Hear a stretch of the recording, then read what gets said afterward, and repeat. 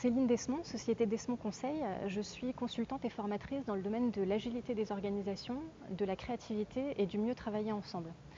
Globalement, l'idée, c'est de développer l'intelligence collective dans les organisations. Concrètement, ça passe par quoi? Ça peut être de booster ces réunions en imaginant des formats beaucoup plus dynamiques et participatifs. C'est aussi utiliser des pratiques de créativité et d'innovation par le jeu pour faire émerger des idées neuves. C'est aussi, par exemple, s'inscrire dans une démarche d'amélioration continue en utilisant des bonnes pratiques de l'agilité. C'est aussi fluidifier la communication entre les membres d'une même équipe en utilisant des pratiques collaboratives et des pratiques agiles, comme par exemple le management visuel. J'utilise beaucoup les approches ludiques dans mes accompagnements puisqu'elles s'avèrent très efficaces et puis elles amènent aussi du plaisir au travail. Je suis également sophrologue et donc j'interviens en accompagnement à la gestion du stress et des émotions. Le fil rouge entre ces différentes activités, donc agilité, créativité et puis sophrologie, c'est finalement de remettre l'humain au cœur des organisations et des projets pour mieux travailler ensemble.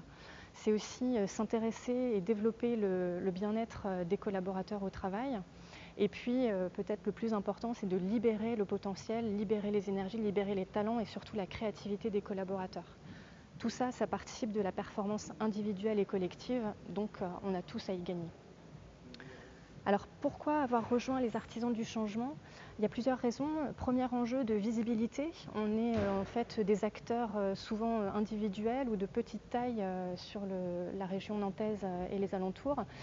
Voilà, l'idée de se fédérer et de créer un collectif, c'est de pouvoir mieux communiquer sur notre savoir-faire auprès des entreprises locales et de leur donner ce réflexe de faire appel à nous plutôt qu'à, par exemple, des gros cabinets parisiens. Deuxième enjeu, c'est trouver des synergies entre nous, donc par exemple s'apporter des affaires mutuellement, mais aussi construire des offres, puisqu'on a des approches qui sont très souvent complémentaires, donc construire des offres qui soient peut-être plus attrayantes en les imaginant collectivement que ce qu'on aurait pu faire individuellement. Donc finalement, c'est s'appliquer à nous-mêmes l'intelligence collective au sein du collectif.